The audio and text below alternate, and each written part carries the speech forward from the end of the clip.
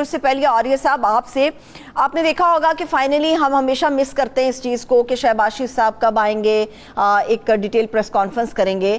آپ کو کیا لگ رہا ہے دورہ واقعی اتنا زیادہ کامیاب ہوا کہ جتنی ان کی باڈی لینگویج ہمیں پورا اعتماد نظر آ رہی تھی؟ دیکھیں، فروری سے لے کے اب تک جو انٹرنیشنل سین ہے اس سین میں تنہائی اور عدم تنہائی کا کوئی تصور ہی نہیں ہے. جو بائیڈن اور پیوٹن دونوں اس وقت اپنے اپنے ہواری ڈھونڈنے میں لگے ہوئے ہیں. جو بائیڈن صاحب افریقہ گئے تھے، انہوں نے مصر گئے تھے، انہوں نے ساؤتھ افریقہ کے ملکوں کو کہا، باقی ملکوں کو کہا کہ تم روس سے اپنی تجارت ختم کرو اور روس سے تیل لینا بند کرو. انہوں نے صاف انکار کر دیا. انہوں نے سب سے پہلے جا کے آپ اس کو بولو یورپ کو کہ جو تیل لے رہا ہے، جو گیس لے رہا ہے، ہمیں کیوں بولتے ہو، یہ دھوکھلی پالیسی بند کرو. اس کے بعد پیوٹن صاحب جو تھے وہ اس طرف نکل گئے، ویتنام کی طرف، باقی جگہوں پہ، اور یہ جو بائیڈن صاحب تھے سعودی عرب میں آ گئے اور ان کو ریڈ کارپٹ کی جگہ انہوں نے پرپل کارپٹ بچھا کے کہا کہ پتہ چلے کہ ہم تمہیں ریڈ کارپٹ نہیں دے رہے. انہوں نے ان کو مطالبہ کیا کہ آپ تیل زیادہ پیدا کرنا شروع کریں تاکہ رشیا کی تیل کی مارکیٹ ڈاؤن. انہوں نے انکار کر دیا. الٹا انہوں نے اس کے اندر اوپیک کے اندر روس کو بھی آ کے اجازت دے دی کہ وہ تو بھی بیٹھا کرے، اور 3 بڑی کمپنیوں میں وہاں انویسٹمنٹ کر دی. اب گنے چنے کچھ ملک امریکہ کے کھاتے میں رہ گئے تھے یورپ کے بعد، جن کو انہوں نے اپنے ساتھ لگانا تھا. پاکستان پرانا 1951 سے لیاقت علی خان کے زمانے سے چلا آ رہا ہے. لیاقت علی خان صاحب جب پہلی دفعہ گئے تھے نا وہاں، تو انہوں نے امریکہ سے جہاز مانگا تھا. کہا تھا ہمیں جہاز دیں، ہم اس جہاز میں امریکہ جانا چاہتے ہیں. اور وہ رانا لیاقت علی خان جو تھے کو 15-16 دن کا ٹور تھا، 20-25 دن وہیں رہ گئے تھے، اور مزید پھر اسی جہاز میں کینیڈا گئے تھے، پھر اسی جہاز میں انگلینڈ گئے تھے، پھر اسی جہاز میں واپس آئے تھے. اور پھر اس کو پاکستان کی فارن پالیسی ظفر اللہ صاحب میں سے بہت بہتر جانتے ہیں سارے سینیریو کو.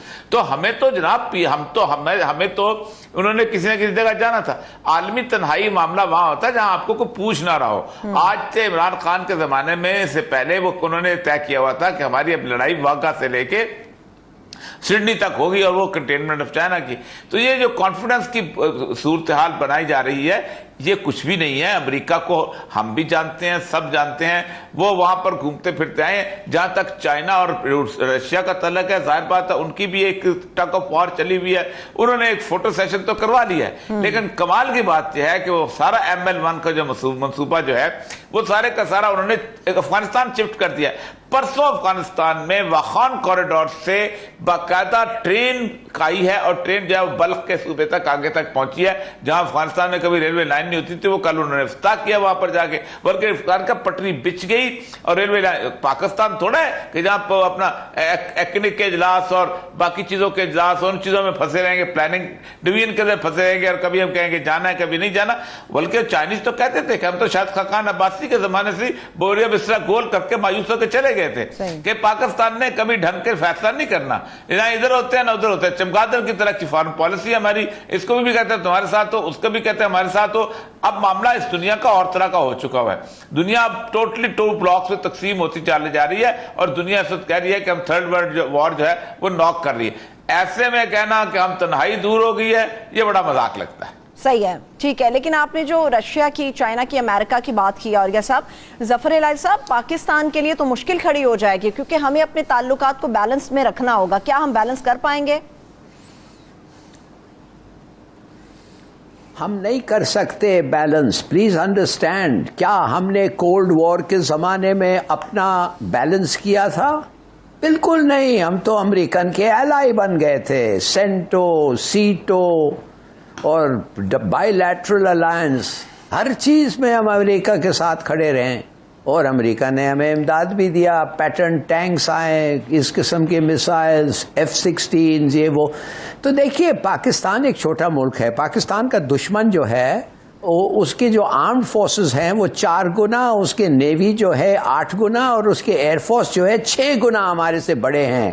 ہمیں ہر صورت میں we want a good friend. اور ابھی ہمیں پتہ چل گیا ہے کہ ہمارا اچھا دوست کون ہے.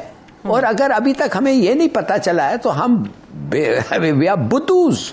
ہمارا دوست ہے چین اور امریکہ نہیں. امریکہ ہو گیا ہے ہمارے دشمن کا دوست. انہوں نے ہمیں بتا دیا ہے انہوں نے اپنے ایکشن سے اور جو نیا کوڈ پیکٹ جو ہوا ہے اس سے بتا دیا ہے کہ ہندوستان از اے میجر نان نیٹو ایلائی، اور پاکستان جو ہے ان کے ساتھ صرف ٹرانزیکشنل ریلیشن شپس ہوتے ہیں، ان کے ساتھ اپرچونسٹ انوالومنٹس ہوتے ہیں، جدھر ضرورت پڑے وہ آ کے ہمارے سے بات کرتے ہیں۔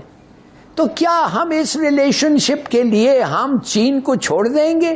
ہم چین کو اگنور کریں گے؟ نو، مگر ہمارے ملک میں ایک بڑی اسٹرانگ لابی ہے، اور یہ ایک اور لابی ہے، وہ ہے امریکہ میں۔ بڑے اچھے لوگ ہیں وہ، ہم وطن، بڑے پیٹریوٹک پاکستانیز ہیں، مگر وہ چاہتے ہیں کہ امریکہ اور پاکستان کے تعلقات بہت اچھے ہو، اتنا اچھا ہو کہ to the exclusion of all others. مگر یہ غلط بات ہے، میرے خیال میں ہمیں پھر سلیکشن کرنا پڑے گا، ہم نان الائنڈ نہیں رہ سکتے۔ ہمارے خلاف جو پاورز جو کھڑے ہوئے ہیں، اسرائیل، امریکہ، انڈیا، وہ بہت طاقتور ہیں، اور جدھر سے ہمیں امداد ملے گی، جدھر سے ہمیں جینوئن فرینڈشپ ملے گا، ہم ان کے ساتھ کھڑے ہونے چاہیے۔ اچھا، اور وہ ہے چین۔ چائنا کے ساتھ آپ سمجھتے چائنا کے ساتھ ہمارے تعلقات بہترین رہنے چاہیے؟ ٹھیک ہے۔ اور کیا مقبول جان صاحب، اور یہ صاحب ابھی یہ جو تمام تر چیزیں چل رہی ہیں، آڈیو ویڈیو لیکس کے حوالے سے بات کروں گی، مگر اس کے پہلے شہباز شریف صاحب نے جو اپنی نیوز کانفرنس میں بات کی، اس کے اوپر بھی ہمیں گفتگو کرنے کی ضرورت ہے۔ شہباز شریف صاحب نے یہ بات کی کہ ہماری خارجہ پالیسی کو پچھلی حکومت نے تباہ کیا، ہمارا بیڑا غرق پچھلی حکومت نے کیا۔ پچھلی حکومت کے بارے میں غیر ملکی دورے پر مجھے جو الفاظ کہے گئے خان صاحب سے متعلق اور ان کی گورنمنٹ سے متعلق، اگر میں آپ لوگوں کو بتا دوں تو آپ سب لوگوں کے پسینے چھوٹ جائیں گے۔ ہم تو سمجھے تھے کہ ہم تو سر اٹھا کے جینا سیکھ گئے، لیکن شہباز شریف صاحب تو ایک ڈیفرنٹ سٹوری سنا رہے ہیں ہمیں۔ دیکھیں، پہلی بات تو یہ ہے کہ انہیں الفاظ سنا دینے چاہیے۔ یہ جو ہے نا گو مگو والی صورتحال، یہ غلط ہوتی ہے۔ اگر انہوں نے کہا ہے کہ اگر انہوں نے نیگیٹو ریمارکس پاس کیا ہے تو یہ بنیادی طور پر اس نیگیٹو ریمارکس کو پاس، کیونکہ ظاہر بات ہے جس ملکوں کے حوالے سے انہوں نے بات کی ہے، جہاں کی ہے، اب وہ بات تو پتہ چل گئی نا کہ ایک بات ہوئی ہے۔ نیگیٹو ریمارک بتا دیں، مجھے اندازہ ہے کہ نیگیٹو ریمارک اس طرح کے نہیں ہیں۔ سب سے بڑی بات تو یہ ہے کہ سعودی عرب ہو یا انگلینڈ ہو، یہ دونوں ملک جو ہیں، ظاہر بات اسی جگہ پہ ان ملکوں کے اندر نواز شریف صاحب اور شہباز شریف صاحب جو ہیں، وہ تو بنیادی طور پر ان کے ایک جسے کہیں سٹوج کے طور پہ رہتے رہے، پناہ گزین کے طور پہ رہتے رہے۔ جیسے ایدی امین اٹھ کے وہاں آ کے ٹھہرا تھا، ویسے یہ ٹھہرے ہوئے تھے۔ اب انگلینڈ کے اندر آپ کیا سمجھتے ہیں کہ انگلینڈ کے اندر ان کے سٹیٹس کیا ہے؟ کیا یہ وہاں پر اس کے انگلینڈ کے وہ ایک پیرلل ایلائی ہے؟ نہیں ہے۔ یہ انگلینڈ کے اندر ایک پناہ لیے ہوئے لوگوں میں سے ایک ہیں، جو وہاں پر کاروبار کرتے ہیں، پیسہ دولت اس ملک کی جو ہے وہ لوٹ کے وہاں لے کے گئے ہوئے ہیں۔ اب مجھے یہ بتائیں کہ دنیا کے اندر جتنے لوگ بھی، جتنے بھی اتنے بادشاہ دنیا کے اندر گئے ہیں، یا حکمران گئے ہیں، یا ڈیموکریٹ لیڈر گئے ہیں، یا ڈکٹیٹرز گئے ہیں، کیا ان کو انہوں نے پیسہ خرچ کرنے دیا؟ یہ پینوچے وہاں پہنچا تھا چلی کا، یہ مارکوس پہنچا تھا وہاں سے، اس کا اپنا فلپین کا، یہاں تک کہ شاہ ایران کی جو سب سے بڑی اس کی عمارت تھی، وہ پیرس کے اندر 60 منزلہ اس کی عمارت تھی۔ جب انہوں نے کلیم کرنے پہ آئے کہ انہوں نے کہا جو اس کے بیٹے تو انہوں نے کہا یہ ہمارے باپ کی جائیداد ہے، ہمیں دے دو، تو انہوں نے کہا اس کی منی ٹریل نکالو، تم کیسے لیا؟ یہ تمہاری نہیں ہے، یہ تو ایرانی پبلک کی ہے۔ وہ تو انہوں نے بھاگ کے سرکار ضبط کر لی۔ تو یہ اگر آپ یہ کہنا کہ وہ کہتے تھے دنیا جہان کہتی ہے تجھ کو خلق خدا غائبانہ کیا، امریکن پریس دیکھ لیں، انگلینڈ کا پریس دیکھ لیں، دنیا کا پریس دیکھ لیں، آپ مجھے یہ بتائیے کہ کیا سٹیٹس ہے، کن جگہ پہ گنے جاتے ہیں وہاں لوگ؟ وہ جو جہاں ذکر ہوتا ہے کرپٹ حکمرانوں کا، جہاں ذکر ہوتا ہے اس بات کا کہ یہ لوگ پیسہ چوری کر کے لے کے آئے، جہاں ذکر ہوتا ہے اس بات کا کہ دے آر فیوجیٹو لا، وہاں ان کا نام آتا ہے۔ عمران خان کا نام کبھی انٹرنیشنل پریس میں آیا اس طرح کا؟ بالکل مختلف آتا ہے، اس کا امیج ہی انٹرنیشنل لیول پہ بالکل مختلف ہے۔ تو ایک بات تو یہ ہے کہ آپ کے لفظ پہ کوئی یقین نہیں کرتا۔ کیا وہ انٹرنیشنل پریس اندھا ہے؟ کیا رائٹرز اندھا ہے؟ کیا اس کے بعد واشنگٹن پوسٹ اندھا ہے؟ نیو یارک ٹائمز اندھا ہے؟ باقی لوگ اندھے ہیں؟ وہ امیج ان کا جان بوجھ کے ان سے کوئی دشمنی ہے کہ ان کا غلط امیج پیش کرتے ہیں، عمران خان کا بہتر امیج پیش کرتے ہیں؟ اصل مسئلہ یہ ہے کہ کہنے کو کچھ نہیں ہے۔ اب مسئلہ یہ ہے کہ ظاہر بات ہے کہنے کو جب کچھ نہیں ہے تو کچھ، اور جہاں تک اس بات کا تعلق ہے فارن پالیسی کا، پاکستان کی فورن پالیسی جو ہے یہ کسی حکمران کی تابع نہیں رہی جو الیکٹڈ طور پہ جیت جوت کے آتا ہو. یہ بڑا مکسچر 30-40 سال سے بڑا ایک مکس قسم کا افیئر بن چکا ہوا ہے. یہ ہماری سیکورٹی کے اداروں کا بھی ظاہر بات ہے, ان کا فورن پالیسی سے بہت بڑا تعلق ہے. پھر یہاں کے لوگوں کا بھی اور بہت ساری چیزیں, انٹرنیشنل فیکٹر, سارا کچھ جو فورن آفس کے لوگوں سے کبھی آپ بات کریں, ہلالی صاحب خود جانتے ہیں کہ کون کون سی چیزیں اثر انداز ہوتی رہتی ہیں. اور بات ان کی وہ ٹھیک ہے کہ ایک بہت بڑی لابی ہے کہ جو ہمیں چھکا کے امریکہ کا غلام بنانا چاہتی. صحیح, ٹھیک ہے. امیج کی آپ نے بات کی ہے ظفر ہلالی صاحب, یہ آڈیو لیکس آئی تھی تو پرائم منسٹر ہاؤس سے یہ سب کچھ لیک ہوا تو پوری دنیا کے سامنے ہمارا امیج بہت برا گیا. پھر کہا گیا کہ نیشنل سیکیورٹی کمیٹی کا اجلاس بھی بلایا جائے گا اور بڑا سینسٹیو معاملہ تھا. پوسٹ پون کیوں کر دیا گیا؟ کیا معاملہ پوسٹ پون کر کے ایک کمیٹی تک رکھا جائے یہ مناسب تھا, یا آپ کو لگتا ہے کہ اجلاس ہونا چاہیے تھا, پتہ چلنا چاہیے تھا, اس کی طے تک جانا چاہیے تھا کہ کون ملوث ہے اس کے اندر؟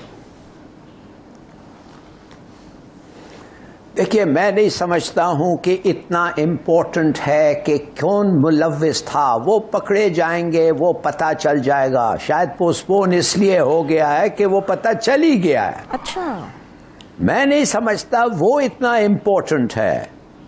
میں سمجھتا ہوں جو کہا گیا وہ اس سے بھی زیادہ امپورٹنٹ ہے. اس لیے وہ پھر ریویل کرتا ہے کس قسم کے لوگ ہیں جو آ کے ہمارے اوپر بیٹھے ہوئے ہیں. سوچئے انہوں نے کیا کہا, سوچئے انہوں نے کس قسم کی ذہن, ان کی مائنڈ سیٹ کیا ہے. کیا یہ ایک کرمنل کنسپریسی ہے؟ آپ سمجھ سوچ سکتے ہیں کہ ایک پرائم منسٹر کو کہہ رہے ہیں کہ اپنا جو پالیسی ہے اس کو تم اکیلے نہیں بدل سکتے. You have to be in cabinet to change that policy. مگر تم ابھی اکیلا کہہ رہے ہو کہ دار آ جائے گا تو میں بدل دوں گا, آدھی مشینری جو رہ گئی ہے ہندوستان میں اس کو ہم لا سکتے ہیں. آپ سوچ رہے ہیں کہ اس لیے دار آ گیا ہے اور اس لیے وہ ایک گاڑی نکال کے نواز شریف کے حوالے کر دیا ہے, شاید توشہ خانہ سے, پتہ نہیں کدھر سے, جب وہ فائنانس منسٹر سے. آپ سمجھتے ہیں کہ اٹ از پراپر؟